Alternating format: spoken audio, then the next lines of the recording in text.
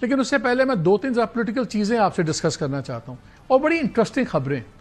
ये इस वक्त मैं बेटों के आने जाने की बात नहीं कर रहा, खान साहब के उस पर ही बात होगी, लेकिन दो खबरें पिछले दिनों अफवाहें रादर मैं कहूँगा जो बड़ी खबर बन के फैली रहीं।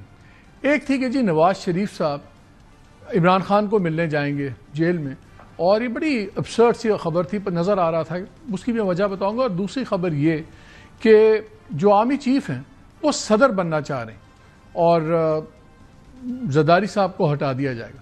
पहली खबर पे आ जाए कि वो था क्या, वो उसके अंदर एक खबर है जो आपसे मैं शेयर करूंगा।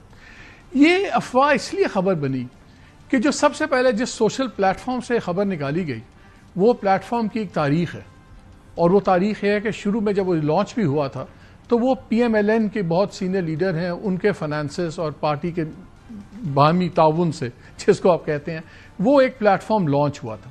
जब उस प्लेटफॉर्म ने खबर चलाई कि नवाज शरीफ साहब शायद मिलेंगे इमरान खान को, तो जाहिर है उसमें जो मीडिया के लोग थे वो तो जानते हैं कि कौन सा प्लेटफॉर्म कहाँ से चलता है, किसकी डोरी कहाँ से चलती है। तो सबने कहा ये अगर लीग स्पॉन्सर्ड प्लेटफॉर्म ये खबर दे रहा है तो हकीकत होगी।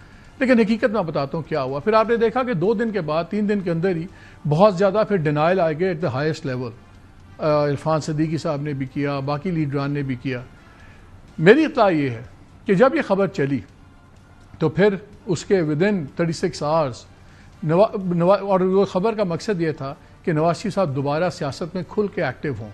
और लॉजिक ये दी गई थी कि जी देखें, पावर पे हमारा होल्ड पूरा हो गया है, पार्लियामान हमारे कब्जे में है, अदलिया को हमने उस तरह शेप अप कर लिया जो हम चाहते हैं, लेकिन ग्राउंड के ऊपर पॉपुलैरिटी का बड़ा इशू है, तो नवाज शरीफ साहब को एक्टिव होना चाहिए, क्योंकि आज नहीं तो 4 साल में इलेक्शन तो होने।